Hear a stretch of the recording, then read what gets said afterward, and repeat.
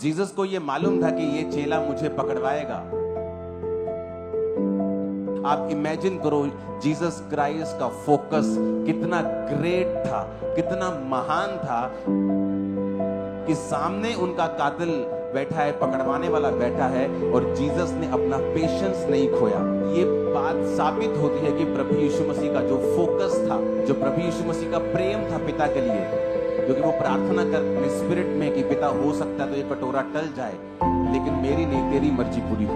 तो वचन में लिखा कि जब कभी परमेश्वर ने कहा तुम ऐसा करो तो मेरी याद के लिए करो, कि जीसस क्राइस्ट ने एक रात पहले क्रूसिफिकेशन शुक्रवार को कल थी और आज रात प्रभु यीशु मसीह उस भोज को अपने चेलों के साथ ले रहे थे। उस भोज में जब परमेश्वर चेलों के साथ खा रहे थे तो उस टेबल के ऊपर, जो आज आपने प्ले में भी देखा होगा, आपको मालूम है कि जीसस को पकड़वाने वाला चेला था यहूदा इस्करियोती, वो भी उसी मेज के ऊपर था और जीसस को यह मालूम था कि ये चेला मुझे पकड़वाएगा। इमेजिन करो आप कहीं बैठे हों और आपको मालूम हो कि ये आदमी आपको मारने का प्लान कर रहा है और वो आपके सामने बैठा है और आपको उसका पूरा प्लान मालूम है, लेकिन ये बात साबित होती है कि प्रभु यीशु मसीह का जो फोकस था, जो प्रभु यीशु मसीह का प्रेम था पिता के लिए, क्योंकि वो प्रार्थना कर रहे थे अपने स्पिरिट में कि पिता हो सकता है तो ये कटोरा टल जाए, लेकिन मेरी नहीं तेरी मर्जी पूरी हो। कई बार जब आपका विरोध हो रहा होता है, आपको लगता है ये विरोधी है, ये आपका दुश्मन है, आप उससे नफरत करने लगते हैं, लेकिन कई बार परमेश्वर ऐसा करता है आपको नेक्स्ट लेवल पर लेके जाने के लिए। परमेश्वर कई बार ये ऐसा करता है आपके विश्वास को परखने के लिए, आपकी सामर्थ्य को बढ़ाने के लिए, लेकिन जब आप नफरत करने लगते हैं लोगों से, आप परमेश्वर की उस डिवाइन प्लान को भूल जाते हैं कि परमेश्वर ऐसा आपके साथ क्यों कर रहा है। जीसस ने मालूम था कि ये चेला मुझे पकड़वाएगा और ये चेला जाके अब बताएगा और मुझे पकड़वा कर मुझे मरवाएगा, लेकिन जीसस को मालूम था कि ये सब कुछ पिता के प्लान से मैं कर रहा हूं। पिता ये चाहता है कि ये कटोरा मैं पीऊं, मैं क्रूसिफिकेशन पे जाऊं, क्रूस उठाऊं, मारा जाऊं, गाड़ा जाऊं, फिर तीसरे दिन मुर्दों में से जी उठूं। आप इमेजिन करो जीसस क्राइस्ट का फोकस कितना ग्रेट था, कितना महान था कि सामने उनका कातिल बैठा है, पकड़वाने वाला बैठा है और जीसस ने अपना पेशेंस नहीं खोया। हमारे जैसा कोई होता तो उसको दो जरूर मारता, तो मारता जोर से कि तेरी वजह से आज ऐसा हो रहा है, कर भी लेता काम लेकिन उसको मारता भी। पेशेंस जीसस क्राइस्ट के अंदर था कि मालूम था ये चेला है वही चेला जो अब मुझे पकड़वाएगा, जो मुझे बेच के आ चुका है, जो सिक्कों में मुझे बेच चुका है। बस अब मेरा इंतजार कर रहा है कि कब मैं वो रात आए और वो जाके जब वो लोग आए तो मुझे चूमे और ये बोलेगा कि मैं जिसको चूमूंगा उसी को पकड़ लेना, वही जीसस क्राइस्ट होंगे। अब इमेजिन करो जब जीसस उस मेज के ऊपर थे तो जीसस को मालूम था कि यही चेला मुझे पकड़वाएगा और फिर भी जीसस ने उसको गाली नहीं दी, जीसस ने उसको धमकी नहीं दी, उसको नरक जाने का थ्रेट नहीं दिया, उसको टांग टूटने का थ्रेट नहीं दिया, उसको मरने का थ्रेट नहीं दिया, उसको गाली नहीं दी, उसको श्रापित नहीं किया। बस यही कहा कि भला होता कि तू वो ना होता, कि ये पाप तुझसे ना होता। इमेजिन करो जब आप उस भोज को, जीसस ने कहा ये मेरा शरीर है, ये मेरा लहू है। जीसस ने कहा जो मुझे खाएगा वो मेरे जैसा बन जाएगा, मेरा जीवन उसमें प्रवेश करेगा। एक आदमी को अल्जाइमर नाम की डिजीज हो गई। जब अल्जाइमर होता है तो वो आदमी बूढ़ा, अपनी उम्र से अधिक बूढ़ा हो जाता है, हर चीज उसकी लो हो जाती है, मरने के कगार पे वो पहुंच जाता है। उसके फैमिली मेंबर्स ने उसे होली कम्युनियन के बारे में बताया कि जीसस ने कहा जो मेरा बदन खाएगा, मेरा लहू पिएगा, उसमें जीवन है। ये कोई सांकेतिक चीज नहीं है, सिंबॉलिक नहीं है, ये रियल है। जीसस ने कहा आपके ब्लड में अगर टेस्ट किया जाए तो आपके ब्लड के टेस्ट को देखकर डॉक्टर लोग बता देंगे कि आप क्या खाते हैं। आपके यूरिक एसिड लेवल अगर ज्यादा है वो बता देंगे आप चिकन ज्यादा खाते हैं, आप पनीर ज्यादा खाते हैं, या आप दाल ज्यादा खाते हैं। तो आपके ब्लड लेवल से, ब्लड से सब बता देते, क्योंकि आपके ब्लड में वही है जो आपने खाया है। तो जब हम जीसस को खाते हैं हमारे ब्लड में फिर जीसस ही आ जाते हैं, जीसस की लाइफ आ जाती है। तो जीसस ने क्या कहा कि जो मुझे खाएगा उसमें जीवन बना रहेगा। यीशु ने खुद कहा है कि अगर तुम खाओगे तो मेरा जीवन तुम में आ जाएगा। कौन सा जीवन? अब आप देख लो जीसस का जीवन कैसा था, कैसा था परमेश्वर का जीवन। अब जब अब यूहन्ना 6 उसकी 53 आयत को पढ़ते यीशु ने उनसे कहा, मैं तुमसे सच सच कहता हूं, जब तक तुम मनुष्य के पुत्र का मांस ना खाओ और उसका लहू ना पियो तो तुम में जीवन नहीं है। परमेश्वर ने कहा, मेरा मांस और मेरा लहू तुम्हें खाना पड़ेगा। जो मेरा मांस खाता और लहू पीता अनंत जीवन उसका है और मैं अंतिम दिन उसे जिला उठाऊंगा। और आप जानते हैं इस बात को सुनने के बाद चेलों ने ठोकर खाई। कहते ये कैसे हो सकता है, ये कैसे हो सकता है? हम किसी मनुष्य का मांस और लहू हम क्यों खा सकते हैं? लेकिन जीसस ने कहा, ये मेरा शरीर है। रोटी को लिया और तोड़ा कि ये तुम्हारे लिए मेरा शरीर तोड़ा जाता है। यानी एक सेक्रीफाइस है, ये एक बलिदान है जो क्रूस के ऊपर मेरे शरीर का होगा तुम्हारे लिए। परमेश्वर ने कहा, ये लहू का बलिदान तुम्हारे लिए होगा कि तुम्हारे पापों के कारण मेरा जवानी का जो गाढ़ा लहू है वो बहाया जाएगा। हालेलुया। और वचन कहता है, परमेश्वर ने कहा, यह नई वाचा का लहू है। जब आप लहू को पीते हैं आप ग्रेस में प्रवेश कर जाते हैं। कौन सी ग्रेस? कि आप पुराने नियम में किसी किसी पर आत्मा उतरता था, किसी किसी के ऊपर परमेश्वर की कृपा होती थी, पर परमेश्वर ने कहा, जो मेरा लहू पिएगा, मेरा बदन खाएगा और इस नई ग्रेस नई वाचा के लहू के ऊपर विश्वास करेगा, अब जो कोई परमेश्वर को ग्रहण करेगा उसके ऊपर ग्रेस आ जाएगी। अब उसे पुरानी व्यवस्था के अनुसार नहीं जीना पड़ेगा। अब किसी किसी के आत्मा नहीं आएगा, सब मनुष्यों के ऊपर मेरा आत्मा उंडेला जाएगा। तुम्हारे बेटे बेटियां भविष्यवाणी करेंगे, तुम्हारे दास दासी के ऊपर परमेश्वर ने कहा, मैं अपना आत्मा उंडेलूंगा। वो उन्हीं लोगों के लिए कहा जो उसके लहू को और उसके बदन को खाते हैं और परमेश्वर की कुर्बानी को रिसीव करते हैं। परमेश्वर ने कहा, जो इस कुर्बानी को ग्रहण करेंगे, मेरे भोज को खाएंगे, मेरे लहू को पिएंगे, वो नई वाचा में प्रवेश कर जाएंगे। अब आप खुद एक याजक हैं, आप खुद एक राजा हैं। आपको परमेश्वर के पास जाने के लिए किसी याजक की जरूरत नहीं है। आपको पाप माफ करवाने के लिए मेरे पास आने की जरूरत नहीं है। बाइबल कहती है कि एक दूसरे के सामने अपने पापों को मान लो, लेकिन अब आप डायरेक्ट परमेश्वर से प्रार्थना कर सकते हैं, डायरेक्ट परमेश्वर से पापों को माफ करवा सकते हैं, डायरेक्ट परमेश्वर के अनुग्रह के सिंहासन के सामने जाकर मांग सकते हैं जो आपको चाहिए। आमीन। और परमेश्वर ने क्या कहा? परमेश्वर ने कहा कि ऐसी चीजें तुम जब इकट्ठे होते हो किया करो। यूनिटी सिखा, परमेश्वर में यूनिटी में रखना चाहते हैं, एक मन रखना चाहते हैं। पुरानी कलीसिया बाइबल कहती है, एक चित्त, एक मन, एक मनसा थी, कोई अलग मनसा नहीं थी। मेरी मनसा भी सुसमाचार प्रचार की है कि लोगों को बताएं, भारत के लोगों को बताएं कि प्रभु यीशु मसीह धर्म परिवर्तन करने नहीं आए हैं। वो धर्म परिवर्तन करने आए होते तो हम बताते कि हाँ, हम अब आपका धर्म परिवर्तन करना चाहते। किस चीज का डर है हमें? किसी चीज का नहीं। लेकिन परमेश्वर ने कहा, वो एक नया धर्म बनाने के लिए नहीं आया, वो आपको जीवन देने के लिए आया। हम सुसमाचार लोगों को सुनाएं कि प्रभु यीशु मसीह तुम्हारे कलेशों से छुटकारा देने के लिए, तुम्हारी बीमारियों से तुम्हें आजाद करने के लिए, तुम्हें शांति देने के लिए उन्होंने सब कुछ सहा है। तो वचन क्या कहता है? परमेश्वर कहता है, अगर तुम मेरा लहू पियोगे, मेरा मांस खाओगे तो तुम में जीवन बना रहेगा। आज जब हम परमेश्वर के लहू को लेते हैं तो वचन ये भी हमें कहता है, जब हम कुरिन्थियों की उस आयत को फिर से पढ़ते हैं तो उसमें लिखा हुआ है, 26 आयत में लिखा है, पहला कुरिन्थियों 11 उसकी 26, कहता है, जब तुम ये रोटी और कटोरे में से पीते हो, प्रभु की मृत्यु को जब तक वो ना आए प्रचार करते हो। जो कोई अनुचित रीति से प्रभु की रोटी खाए, कटोरे में से पिए, वह प्रभु की देह और लहू का अपराधी ठहरेगा। इसलिए मनुष्य अपने आप को जांच ले कि इस रीति से रोटी में से खाए और कटोरे में से पिए, क्योंकि जो कोई खाते पीते समय प्रभु की देह को ना पहचानेगा, वह अपने खाने और पीने से अपने ऊपर दंड लेके आता है। हालेलुया। यानी जब हम इकट्ठे होते हैं यूनिटी के लिए, हम यूनिटी में आते हैं, हम प्रभु भोज लेने के लिए, हम घरों में भी इसे ले सकते हैं। तो परमेश्वर ने क्या कहा कि तुम अपने आप को जांचोगे, देह को जांचना, जांच कर रोटी खाए। इसका मतलब क्या? कि मैं अपने आप को जांचूं कि कि क्या मैं सचमुच परमेश्वर की देह से प्यार करता हूं, उसकी देह को मैं खा रहा हूं। आप भी परमेश्वर की देह हैं। जब मैं आपकी बदनामी करता हूं तो एक्चुअल में परमेश्वर की देह की बदनामी करता हूं। जब मैं अपनी आशीष को किसी गरीब विश्वासी को शर्मिंदा करने के लिए इस्तेमाल करता हूं, मैं परमेश्वर की देह की बदनामी करता हूं। तो वचन कहता है तुम अपने ऊपर दंड लेके आओगे और बीमार रहोगे अगर प्रभु की देह को नहीं पहचानोगे।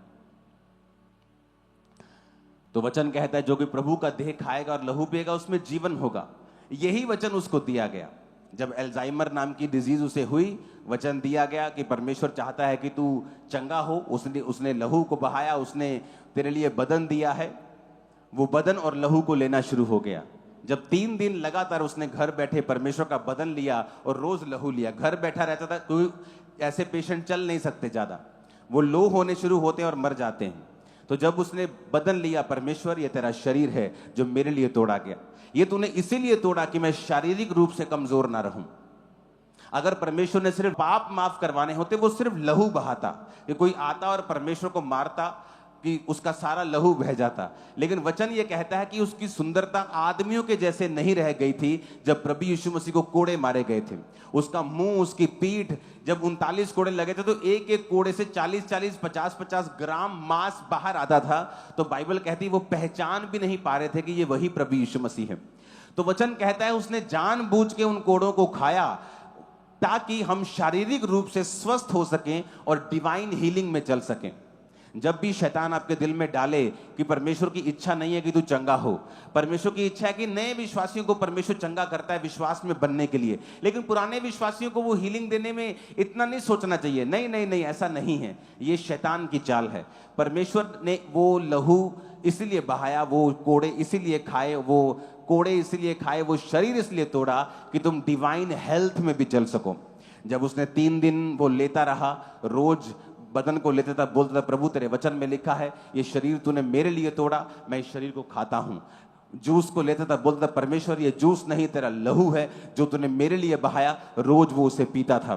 जब चौथे दिन बंदा वो उठा, वो 10 साल जवान था, उसकी बॉडी हील हो चुकी थी, अल्जाइमर जा चुका था, आंखें खुल चुकी थी और विजिबली एक होता है कि आपको हील हो गए लेकिन आप ऊपर से भी चेंज नहीं हुए हो। आपकी चमड़ी वैसी की वैसी, आंखें धसी की धसी हैं, या आपका शारीरिक ढांचा वैसा ही है, आप वैसे चल पड़े हो, आपको फर्क लग रहा है। कहता विजिबली फर्क था, दिखने में फर्क लग रहा था। चमड़ी जवान हो रही थी, आंखें बाहर आ रही थी, जवान लग रहा था, चल रहा था। और वो आदमी पूरी तरह से आज हील हो चुका है, चंगा हो चुका है, ऐसी बीमारी से जिसका इलाज मेडिकल साइंस के पास भी नहीं है। कारण क्या? प्रभु भोज। जब आप प्रभु भोज की ताकत को समझते हैं, इसलिए तो कहा जाता है कि विश्वासी एक दूसरे को माफ करे, क्योंकि जिस प्रभु का आप भोज ले रहे हैं ये जानते हुए कि मेरा कातिल इसी मेज के ऊपर बैठा है, तब भी वो पेशेंस रखता है। इमेजिन करो आप उस प्रभु के शरीर को खा रहे हो, तो आपको कैसा फोकस और कैसा पेशेंस आपको रखना चाहिए अपनी लाइफ में। और जब आप इस प्रभु भोज को समझ के लेते हो कि मेरे परमेश्वर ने सब कुछ जानते हुए भी, आंखों के सामने होते हुए भी अपना पेशेंस नहीं खोया, अपना आपा नहीं खोया, कहीं भी गाली नहीं निकाली, कहीं भी गुस्सा नहीं किया, तो परमेश्वर ने जब हम उसको जो ग्रेस हमें दी है कि हम उसी शरीर को खा सकते हैं, मैं आपको आज प्रॉमिस देता हूं, आप उस परमेश्वर के शरीर को आज खाओगे और उस परमेश्वर के लहू को आज पियोगे जिसमें इतना पेशेंस था। जो अमीरों का अमीर क्या, ऐसे ग्रह वैज्ञानिकों ने ढूंढे हैं, मैंने आपको बताया था पहले भी, जो पूरी तरह से हीरे के बने हुए हैं। अगर उनको बेच दिया जाए तो इस धरती के ऊपर $100 की इतनी ढेरियां लगेंगी कि वो चंद्रमा तक पहुंच जाएंगी, ढेरियां इतनी होंगी। ऐसे ग्रह परमेश्वर ने बनाए हैं। वो इतना अमीर परमेश्वर है, लेकिन एक गरीब घर में जन्म लेता है, एक आम घर में जन्म लेता है, ताकि वो ऐसा ना लोग बोलें कि परमेश्वर को क्या मालूम गरीबी क्या होती है, उसको क्या मालूम दुख क्या होता है, शारीरिक पीड़ा क्या होती है, बीमारी की पीड़ा क्या होती है। बाइबल कहती प्रभु यीशु मसीह ने हर वो चीज सही है जो एक आम आदमी सहता है। वो एक गरीब घर में, आम घर में जन्म लेते हैं। वो अपने पिता के साथ काम करते हैं, वही काम जो उनके पिता कारपेंटरी का करते हैं वही जीसस क्राइस्ट करते हैं, वही कोड़े वो खाते हैं, शारीरिक पीड़ा को सहते हैं। मानसिक पीड़ा इतनी थी परमेश्वर को, लोग बोलते हैं कि परमेश्वर को मानसिक पीड़ा कैसे हो सकती है। जानबूझ के यहोवा पिता ने उनको मानसिक पीड़ा से निकाला। क्यों?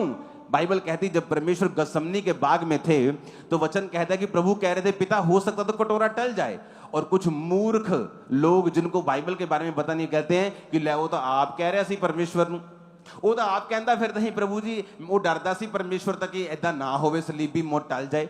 वो पीड़ा के बारे में यीशु मसीह नहीं कह रहे थे। यीशु मसीह इसलिए दुखी नहीं थे कि कल मुझे क्रूस उठाना पड़ेगा या मेरे को मार पड़ेगी, वो इसलिए दुखी थे। वचन कहता है जो काठ पर लटकाया जाएगा वो श्रापित है। वो जो काठ पे लटकाया जाता है वो श्रापित है। जब एक बंदा श्रापित हो जाता है तो वचन कहता है कि यहोवा परमेश्वर इतना पवित्र है कि वो श्रापित को देखता नहीं। तो यीशु मसीह को मालूम था कि कल जब मैं क्रूस पर चढ़ाया जाऊंगा तो कुछ देर के लिए पिता अपनी पीठ फेर लेगा, अपना मुंह मुझसे हटा लेगा और अपनी पीठ मेरी ओर कर लेगा। वो पीड़ा थी प्रभु यीशु मसीह के अंदर जुदाई की, कि परमेश्वर नहीं चाहते थे कि चाहे वो 2 पल हो, चाहे वो आधा घंटा हो, 5 मिनट हो, वो कुछ भी हो, कि मैं 1 सेकंड के लिए भी पिता से अलग ना हो। ये परमेश्वर की पीड़ा थी। प्रभु कह रहे थे कि हे पिता हो सकता है तो ये कटोरा टल जाए पर मेरी नहीं तेरी इच्छा पूरी हो। लेकिन प्रभु यहोवा ये चाहते थे कि प्रभु यीशु मसीह इस मानसिक पीड़ा से निकले। और वचन कहता है कि जब प्रभु यीशु मसीह इस मानसिक पीड़ा से निकल रहे थे कि पिता हो सकता है तो ये ऐसी चीज हट जाए लेकिन तेरी इच्छा पूरी हो, तो वचन कहता है कि खून उनके माथे में से, उनके बदन में से खून पसीने के साथ इतना स्ट्रेस लेवल हाई था कि वो खून बाहर आ रहा था उनकी चमड़ी में से होकर। इतना स्ट्रेस लेवल जो था परमेश्वर का वो जाहिर हो रहा था कि परमेश्वर इस समय मानसिक पीड़ा में से होकर गुजर रहे हैं। अगले दिन वो शारीरिक पीड़ा से, आत्मिक पीड़ा से होकर गुजरे। उसने सारी पीड़ाएं सही, आम घर में पैदा हुए, गरीबी को देखा, दुखों को देखा, बीमारी को देखा। जब बाइबल कहती है कि उन पर कोड़े बरस रहे थे तो बाइबल कहती है उसकी सुंदरता आदमियों के जैसी नहीं रह गई थी, उसको पेन हो रहा था। हर एक चीज परमेश्वर ने सह ली थी। किसके लिए? आपके लिए। और जब आज आप उस भोज को खाते हैं, उस लहू को पीते हैं, आप एक तो जीसस क्राइस्ट के जैसा स्वभाव अपने अंदर पाते हैं। आप स्ट्रांग लाइफ को फील करेंगे कि आपकी स्पिरिचुअल लाइफ स्ट्रांग हुई है और ताकतवर हुई है। आप जीसस के जैसा पेशेंस पाएंगे, जीसस के जैसा फोकस पाएंगे, जीसस के जैसी दलेरी भी आज आपके अंदर आएगी। और मैं आपको बता रहा हूं, ये मेरी लाइफ का पर्सनल एक्सपीरियंस है। आप जब आत्मिक चीजें करते जाते हैं, कई बार आपको आपकी लाइफ में बीमारी एंटर करती है या कोई परीक्षा एंटर करती है या कोई ऐसी अनहोनी घटना आपके साथ होती है और आप सोचते हैं कि ये मेरे साथ क्यों ऐसा हो रहा है। आप प्रार्थना करते हैं, आप दुनियावी चीजें भी जो आपको करना है, आप मेडिसिन खाते हैं, कुछ भी करते हैं, दुनियावी तरीके से अपनी प्रॉब्लम को सॉल्व करने का यत्न करते हैं। लेकिन अगर आप आत्मिक चीजें करते जाएंगे, मैं आपको बता रहा हूं, ये प्रोफेसी है, परमेश्वर आपको सरप्राइज देंगे एक दिन अचानक से। और वो सरप्राइज उस दिन होगा जिस दिन आपने एक्सपेक्ट नहीं किया होगा। वो काम उस दिन होगा जब आपने सोचा भी नहीं होगा। आप सोचेंगे कि हाँ अब मुझे अगले महीने और सफर करना है, लेकिन सडनली परमेश्वर का आत्मा आपको छुएगा और बड़े काम आपकी लाइफ में करके आपको छुटकारे की तरफ लेके जाएगा। और ऐसा तब होता है जब आप अपनी आत्मिक पोजीशन को छोड़ते नहीं हैं, आप अपनी आत्मिक चीजों को छोड़ते नहीं हैं, आप प्रार्थना करना नहीं छोड़ते हैं, आप बाइबल पढ़ना नहीं छोड़ते, आप पवित्रताई के सिद्धांत को छोड़ते नहीं हैं, आप परमेश्वर के साथ समय को बिताते हैं। मैं पिछले कुछ दिनों में अचानक, मेरे को इंटरनेट का शौक नहीं है, मेरी वाइफ तो किसी भी ऐप पर भी नहीं है, ना ये फेसबुक पे है ना इंस्टा पे है, मेरे फोन पे चीजें हैं।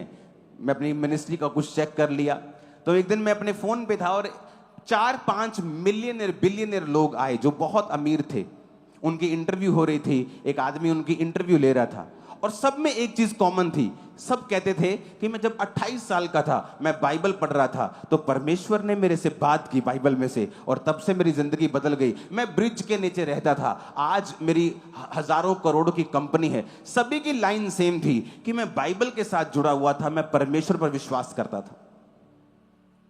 कल मैं एक जगह बैठा हुआ था और वहां पे मैं अपनी टेस्टिमनी को दे रहा था और मेरे पास परमेश्वर की ओर से एक छोटी बाइबल, जो मेरी पहली बाइबल जो मैंने अपनी वाइफ को गिफ्ट दी, वो मेरे साथ थी और मैं उनसे बात कर रहा था। मैंने कहा मेरी लाइफ की हर बड़ी शुरुआत बाइबल से हुई है।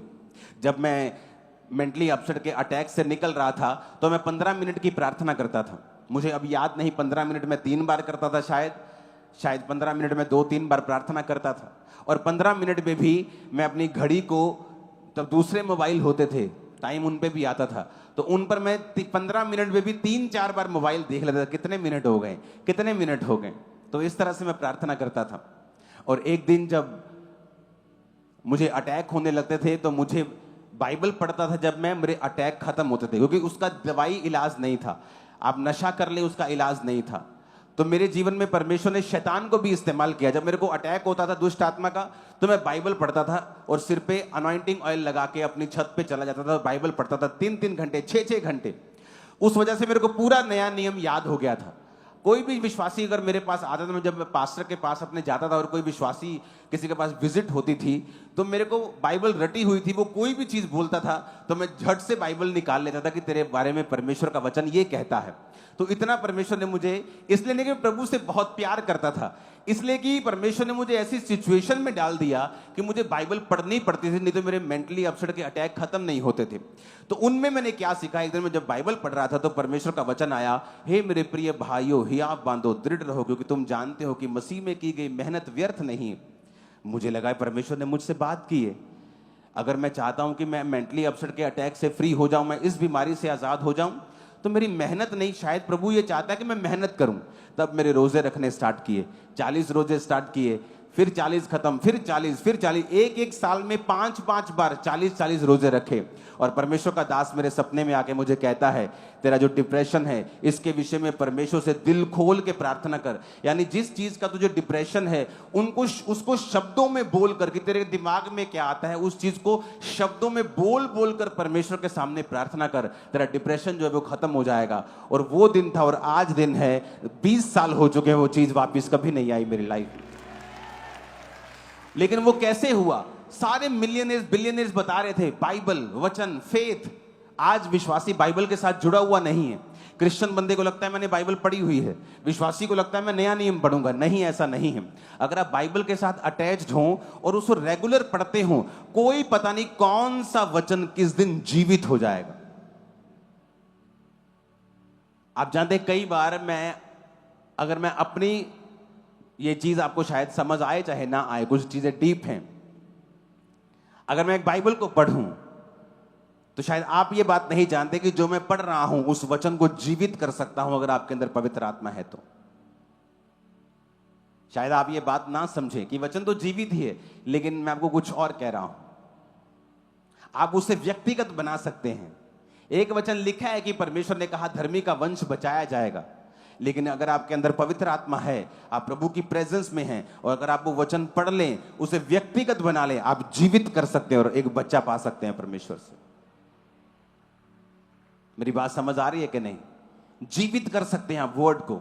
मैं मेंटरशिप मीटिंग में अगर जा रहा हूं तो मैं उन वचनों को पढ़ूंगा जो मुझे चाहिए, और उन वचनों को लेकर मैं जीवित कर सकता हूं, उनकी लाइफ में ज्वलंत कर सकता हूं, काम कर सकता हूं उन वचनों के द्वारा। कितने मेरी बात को समझ रहे हैं? कुछ चीजें डीप है, अगर मैं इनको समझाने लग जाऊंगा तो आज के टॉपिक से हम हट जाएंगे। परमेश्वर यीशु मसीह ने वचन को जीवित किया, जो लिखा हुआ था कि यहोवा का आत्मा मुझ पे है, उसने सुसमाचार सुनाने के लिए मेरा अभिषेक किया।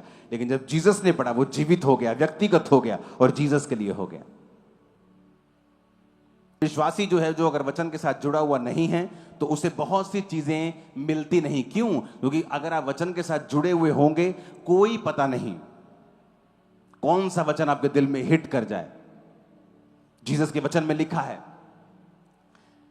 यहोवा के दाहिने हाथ में दीर्घ आयु और बाहिने हाथ में धन और महिमा है।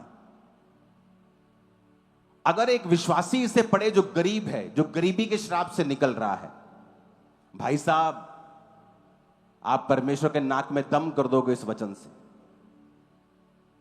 अगर आप में दिमाग हुए ना, अगर आप में बुद्धि हुई, इस एक वचन से आप प्रभु के सामने रोज घुटने लगा के बैठ जाओगे। उसको आपको धन देना पड़ेगा और आप प्रभु का काम करोगे, क्योंकि आप ये कहोगे प्रभु मैंने नहीं लिखा, मैंने थोड़ी लिखा है, तूने लिखा है कि तेरे दाहिने हाथ में दीर्घ आयु है, मुझे दीर्घ आयु चाहिए। तेरे बाहिने हाथ में धन है और महिमा है, मुझे ये दोनों चीजें चाहिए। तू मेरा परमेश्वर, तू मेरा बाप है, तेरे हाथ में सारा कुछ है। तू अपने बेटे से कैसे छुपा सकता है? तू अपने बेटे से ये तीन चीजें कैसे रख सकता है? तू कैसे हो सकता है कि तो तीन चीजें मेरे जीवन में ना हो? जिस दिन घुटनों पे लड़ना सीख जाओगे, पिता से लेना सीख जाओगे, पिता तुम्हें दे देगा सारा कुछ। पर बात यह है कि विश्वासी की लाइफ में वचन जीवित नहीं होता। क्यों? वो उसे पढ़ता नहीं है। अगर आप 10 बच्चों के बीच में बाइबल पढ़ेंगे, आपको नहीं समझ आएगी। आप एकांत में पढ़ें, अलग होके पढ़ें, काम होके पढ़ें, समझ समझ के पढ़ें और देखें वचन आपको क्या कह रहा है। कि परमेश्वर कह रहा है, मेरे दाहिने हाथ में दीर्घ आयु। आप अपनी बीमारी को हील कर सकते हो कि प्रभु तेरे वचन में लिखा है तेरे दाहिने हाथ में दीर्घ आयु है। अगर तेरे दाहिने हाथ में है तो किसके लिए है? मेरे दुश्मन के लिए नहीं, मेरे लिए। मुझे चाहिए, मुझे चाहिए। आप दिन रात इस वचन से प्रार्थना करने लगते हैं। जब दिन रात वचन से प्रार्थना करने लगते हैं तो परमेश्वर का वचन खुद कहता है कि अगर तू दिन और रात मेरे नाम की दुहाई देगा तो मेरा पिता तुम्हारा न्याय जल्दी चुकाने के लिए आएगा और देर ना करेगा। पर बात यह है कि वो एक पर्सनल रिलेशन पे निर्भर करता है। अब आपने वो थोड़ा सा मुद्दा भटका दिया है, तो ये भी पवित्र आत्मा की ओर से है कि अब वो पर्सनल रिलेशन पे निर्भर करता है कि क्या आपके अंदर पवित्र आत्मा है कि आप पढ़े हुए वचन को जीवित कर सकते हैं। आप उसे जीवित कर सकते हैं कि प्रभु तेरे वचन में लिखा है कि गर्भ का फल यहोवा की ओर से प्रतिफल है। अच्छा, गर्भ का फल यहोवा की ओर से प्रतिफल है कि यहोवा उसे देता है, तो मेरे जीवन में क्यों नहीं? आप फाइट करते हैं, आप प्रेयर करते हैं रोज। आप 8 साल प्रार्थना करते हैं एक वचन से, भाई साहब प्रभु को आपकी सुननी होगी, वो आपको गर्भ को खोलेगा। वो कितने मेरी बात को समझ रहे हैं? वचन को जीवित करना बहुत जरूरी है। हालेलुया। तो फिर से उसी मुद्दे पे हम आते हैं कि परमेश्वर क्या कहता है कि मेरा बदन जो तुम खा रहे हो, मेरा लहू तुम पी रहे हो, तुम मेरे जीवन को खा रहे हो। मैं जीसस के जैसा पेशेंस, जीसस के जैसी लाइफ, जीसस की हीलिंग, जीसस की डिलीवरेंस, जीसस की ब्लेसिंग को आज मैं खाऊंगा और आप भी उसे खाएंगे। आज आपकी लाइफ का मोस्ट ब्लेस्ड डे, सबसे ज्यादा आशीषित दिन है आज यीशु के नाम। सबसे ज्यादा खूबसूरत दिन है आज यीशु मसीह के नाम। लग नहीं रहा आपको खूबसूरत? सबसे मेरे को तो फील हो रहा है, लग रहा है, दिख रहा है, समझ आ रहा है, आत्मा में, शरीर में भी। हालेलुया। उसने कहा मेरा बदन तुम खाओगे। अब जब हम उसका शरीर खा रहे हैं, हम हीलिंग को खा रहे हैं, उसकी लाइफ को खा रहे हैं। जीसस के जैसा पेशेंस, जीसस के जैसा फोकस, जीसस के जैसी प्रेयर लाइफ, जीसस के जैसा वचन के साथ जुड़ाव, जीसस के जैसा पिता के साथ रिश्ता, पिता के साथ नाता, जीसस ने जो कहा, जो किया पिता के लिए, वो ऐसी ग्रेस आप खा रहे हैं और आज मैं खा रहा हूं। और परिवार सेम नहीं होंगे आज से इन जीसस ने। सब बदल जाएगा। परमेश्वर का आत्मा कहता है सब बदल जाएगा। आमीन। ऊंचा चाहिए चर्च। Hallelujah, hallelujah. मैंने अपनी लाइफ में एक्सपीरियंस किया है चीजों को, एक बार नहीं कितनी बार, जब ऐसी चीजें हुई हैं मेडिकली जिनका हल नहीं है, और प्रार्थना, उपवास, चीजें खत्म। आप हैरान हो जाते हैं, आप वही हैं कि परमेश्वर ने आपका हल कर दिया, सोल्यूशन दे दिया आपको, क्योंकि आप आत्मिक लोग हैं। आपको आत्मिक चीजें करते रहना होगा। काम हो चाहे अभी ना हो, चाहे बाद में हो, लेकिन आपको करते रहना होगा, क्योंकि यही सच्चाई है, यही ट्रुथ है। कहीं और कुछ भी नहीं है, कहीं हल नहीं होगा। परमेश्वर ही एकमात्र हल है हमारा। हालेलुया। परमेश्वर के गहरे वेदों को परमेश्वर के दास के द्वारा जानने के लिए और ऐसी और नई वीडियोस को देखने के लिए हमारे YouTube चैनल को सब्सक्राइब करें और साथ में बेल आइकन को प्रेस करें, ताकि ऐसी और नई वीडियोस की नोटिफिकेशन सबसे पहले आप तक पहुंच सके। जुड़े रहें परमेश्वर की हजूरी के साथ। God bless you.